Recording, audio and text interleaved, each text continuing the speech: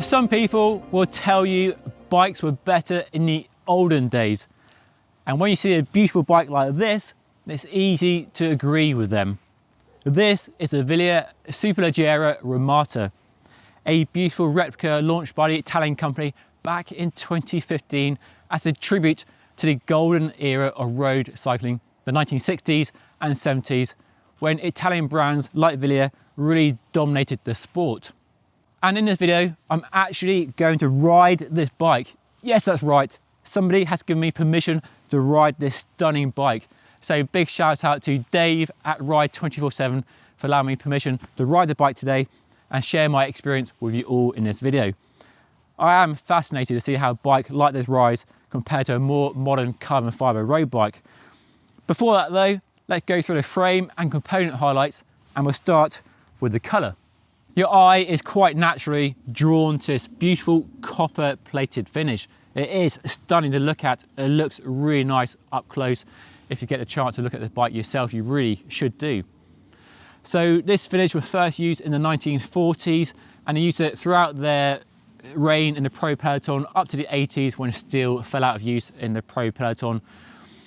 Now apparently in the early days frames were actually copper plated, but more commonly the frames were mirror polished, then chrome plated, and then a translucent lacquer applied over the top to give this beautiful translucent mirror finish that looks really, really good. And this colour became synonymous with Wilier, and they called it Ramato. It is what Celeste is to Bianchi, a real iconic finish. It is absolutely beautiful and set off really nicely with the mirror polished lugs at the front and the rear stays, and a silver group set and wheels. So a beautiful frame, really stunning look. And they do use this colour finish on more modern frames, carbon frames as well. But of course, it looks best on a skinny steel frame like this. Talking of which, though it's hard to believe if you've been brought up on carbon fibre frames, this back in the 60s and 70s was absolute state of the art. A stunning steel frame and steel fork using a Columbus SL tube set. Now back in the day when steel frames were the only choice, the dominant choice for racing and touring cyclists, the tubing supply was just as important as the name on a down tube, and Columbus, an Italian tubing manufacturer, was one of the best tubing manufacturers of the time, a rival for Reynolds here in the UK. By modern standards, the tube diameters are so skinny, a really skinny head tube, a tiny headset, really skinny fork blades as well, and quite a rake to the forks, a nice straight crown. And we have a tube and lug construction, which was the dominant choice back then. So lugs in which the tubes go into, very nicely cut, apparently made using the same tools and jigs as they used back in the 60s and 70s. So beautiful replica. The build quality on this bike is so good. You could easily mistake it for being a bike from the 60s and 70s, but it hasn't aged quite as badly. It looks brand new, a box fresh bike. It's like somebody got a time machine and gone back to the 60s and 70s and brought a bike to the future, and this is how it looks.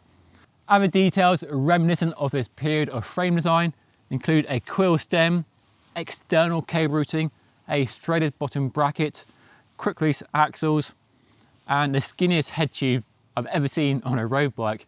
And we also have an external seat clamp integrated into the lug on the back there. So a beautiful looking frame, real timeless, classy appearance. For the build, well, an Italian frame needs an Italian group set, right? And here we have a Campagnolo record 9-speed group set. So a bit older than this replica frame, but quite a lot more modern than you would have had back in the 60s and 70s. And it looks really good on this frame as well. A nice combination of retro looks, but reasonably modern performance. I actually have the catalogue or the brochure for the group set right here, and it makes for fascinating reading. Some big claims about how they're using carbon fibre, state-of-the-art material to save weight, other kind of performance focused gains, and really tells you that record was state of the art, a real pursuit of the best performance using the best materials available in 1999. So silver group set looks the part with the silver rims as well and silver details on the frame. We have a 9-speed setup with a tiny 1326 cassette on the back there. So not much range, quite a few steps between the gears, but that was normal back in the day. And it shows how far 2x and 1x group sets have come. So mechanical shifting group set, rim brakes as well, and the wheels are also from Campag with tiny skinny rims, beautiful hubs though, just a really nice wheel set and group set that really works well on this frame. And then we have a touch of modernity with the carbon fibre ergo power brake levers. And some will say these are the best hoods, the best brake levers ever made of any group set of any period. So tiny compact hoods, really small, nice shaped levers, good shifting as well. And as we'll find out in the ride section, it still performs really well compared to a modern group set. I think the Wilier Corsa Control tan wall tyres work really well. Thankfully, they're clinchers and not tubs, but modern tyres, retro looks, so good setup. Then we have a Brooks Swift leather saddle and a Dada handlebar and stem with Wilier bar tape. So when it comes to weight, this is really where and why steel frames faded out of use in the pro peloton in the 80s and 90s. Simply, they were heavy compared to what you could get with aluminium, titanium, and then carbon fibre. So the frame weight here is about 1700 grams, and the fork is about 600 grams. And both of the weights are about twice what you get for a carbon fibre equivalent these days. On the scales, without pedals, for this size 57, it comes in at 9.5 kilograms, which is quite a lot heavier than a modern carbon fibre road bike like that Falante I had on test a little while ago, which is about 7 kilos. And the UCI weight limit is 6.8, so quite a lot heavier than the pros are using these days. So those are all the details on this glorious looking Wilier Superleggera Ramato. Now it's time to find out how it rides. So come join me for a spin on this very lovely looking bike.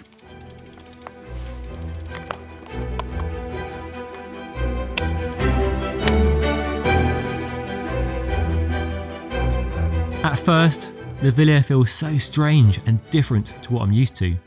But within minutes, it feels so normal, so right. The Brooks saddle is luxuriously comfortable. The Campag hoods feel amazing in the hands.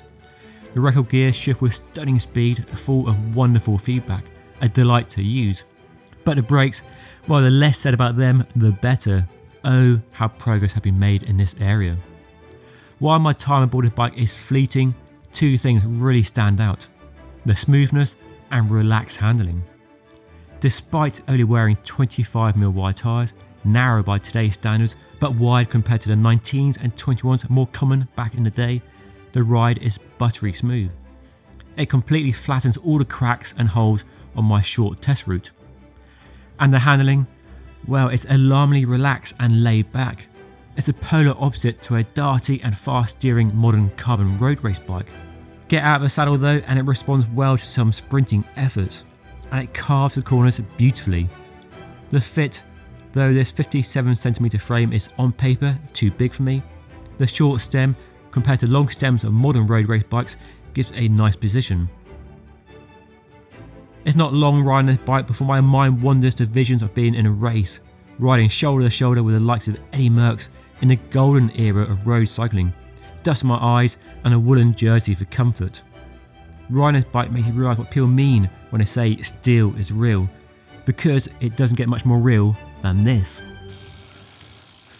Oh my goodness me, what a bike, what a bike. Wow, sensational to ride and sensational to look at. What a beauty. It really makes you wonder whether modern bikes are really any better than old bikes. Well, I think it's fair to say modern bikes are better. Lighter, faster, stiffer, more aero. But prettier? I don't think so, no. I think it's way, way prettier than any modern road bike. And if you're not racing and you're just riding bikes for the sheer enjoyment of riding bikes, this bike is an absolute beauty to ride. I'd happily own a bike if I had the money, the means to buy a bike like this. Absolutely sensational. So big shout out to Dave again at Ride 24/7 for letting me borrow it for today.